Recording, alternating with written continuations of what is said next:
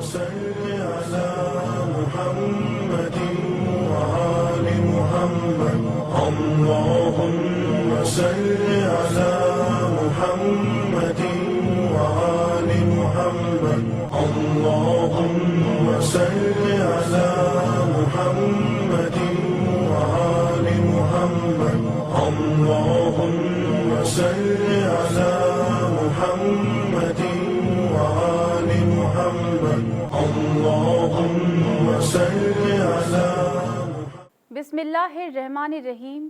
ناظرین سلام علیکم، میں ہوں شاداب دی۔ پیشی خدمت ہے ہمارا اسپیشل پروگرام اہمیت رمضان، جس میں آج ہم ماہ مبارک رمضان کی اہمیت کے سلسلے سے بات کریں گے۔ ناظرین، ماہ رمضان المبارک اہل اسلام کے لیے بہت مبارک مہینہ ہے۔ اس ماہ مبارک کے آتے ہی رحمت و مغفرت کے سارے دروازے کھل جاتے ہیں۔ اللہ کے رسول حضرت محمد مصطفیٰ صلی اللہ علیہ وآلہ وسلم نے اپنے صحابی جناب سلمان فارسی سے مخاطب ہو کے فرمایا، اے لوگوں، تم پر ایک ایسا مہینہ آ رہا ہے جو بڑا مبارک ہے اور صبر و محبت، محنت و لگن اور اجر و ثواب و برکات کا مہینہ ہے، جس میں مومن کا رزق بڑھ جاتا ہے۔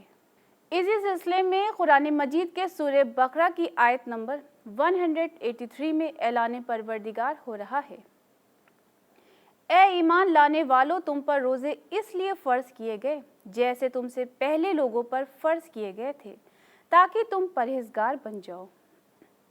لہٰذا ہم سبھی کو خلوص دل کے ساتھ ماہ رمضان مبارک کے سارے روزے اللہ کی خوشنودی کے لیے رکھنا چاہیے۔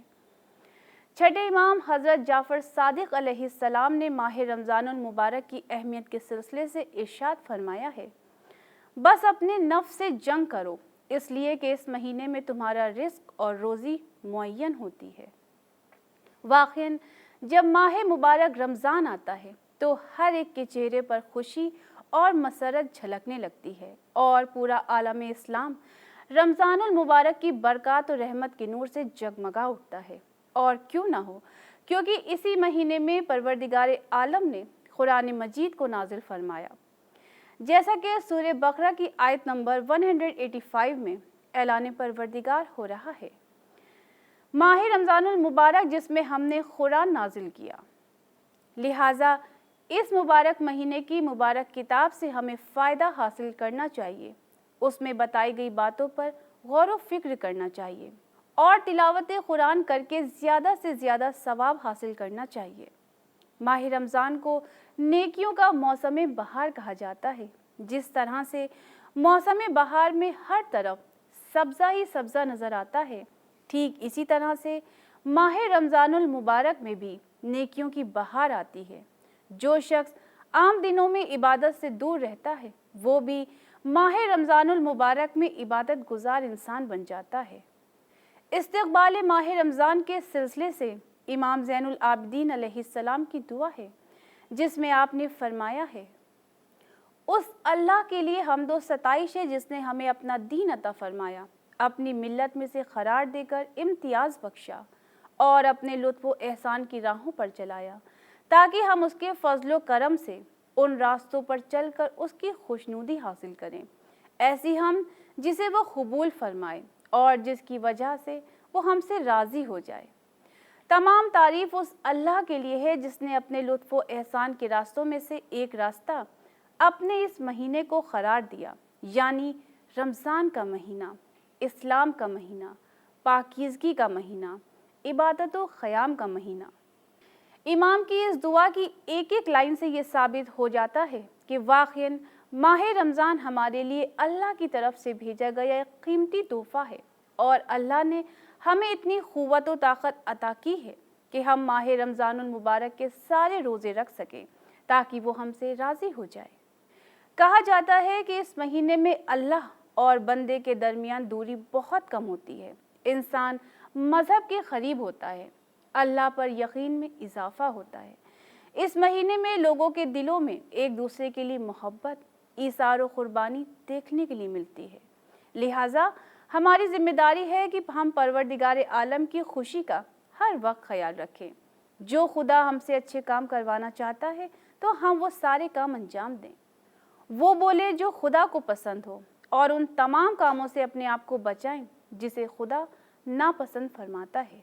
اس مہینے روزہ دار کا افطار کرانے کا بھی بے حد ثواب ہے۔ آپ کو چاہیے کہ آپ کم سے کم ایک دن اپنے رشتہ داروں، اپنے دوستوں کو گھر پر روزہ افطار کرانے کے لیے ضرور بلائیں، اور کوئی ضروری نہیں ہے کہ آپ بہت زیادہ اہتمام کریں اور یہ سوچیں کہ میرے پاس اتنا نہیں ہے کہ میں سب کے لیے کھانے پینے کا بہت سارا انتظام کر سکوں اور پھر پروگرام کینسل کر دیں۔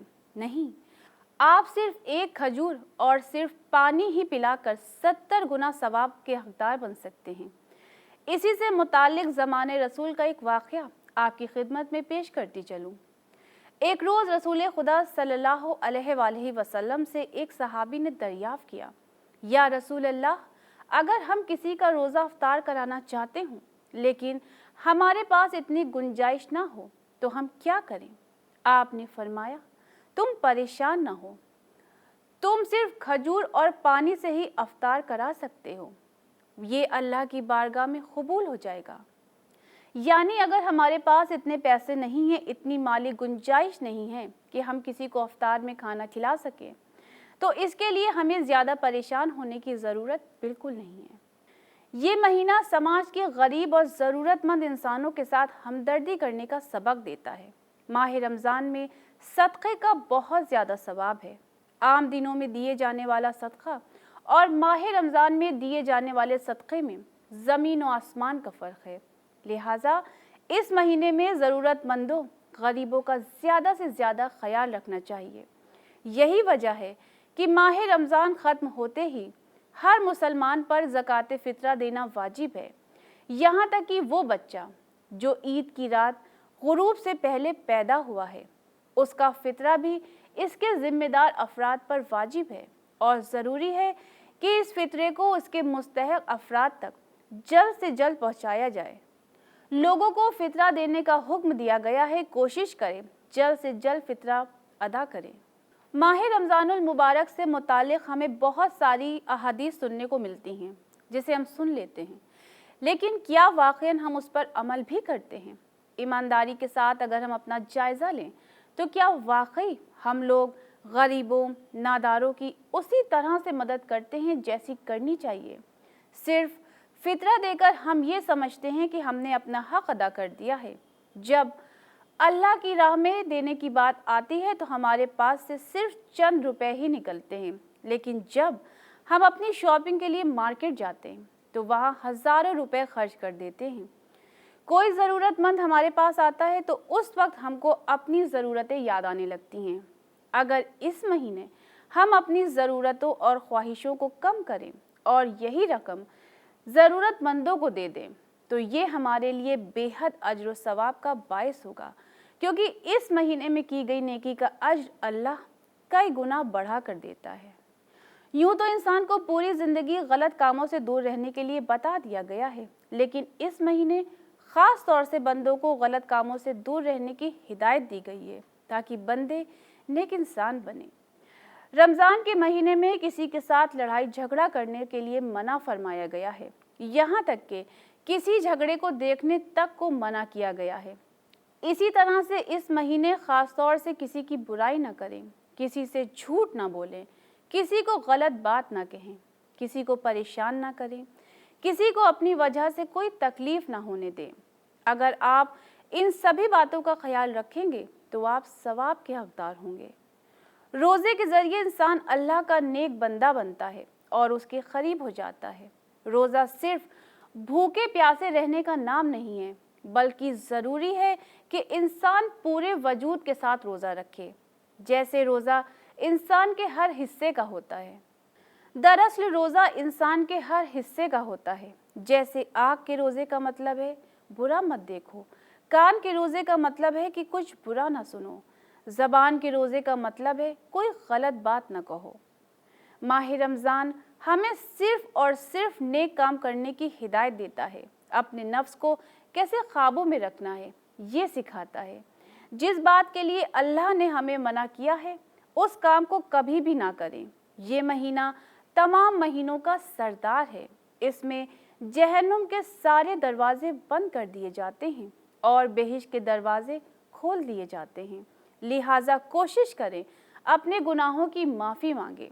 जो गुनाह आपसे हो गए हों तो उसके लिए अल्लाह की बारगाह में ज़्यादा से ज़्यादा तौबा करें, क्योंकि अल्लाह तौबा कबूल करने वाला है। कुरान मजीद के सूरह तहरीम की आयत नंबर 8 में ऐलान परवरदिगार हो रहा है, ए ईमानदारों, खुदा की बारगाह में साफ खालिस दिल से तौबा करो। उम्मीद है कि तुम्हारा परवरदिगार तुमसे तुम्हारे गुनाह दूर कर दे। नाज़रीन, आज के लिए बस यहीं तक। इंशाअल्लाह अपने अगले एपिसोड में हम आपको ये बताएंगे कि माह रमज़ान में जब इंसान रोज़े रखता है तो इसके मेडिकल फ़ायदे क्या हैं। इसी के साथ अब हम आपसे इजाज़त चाहते हैं। खुदा हाफिज़।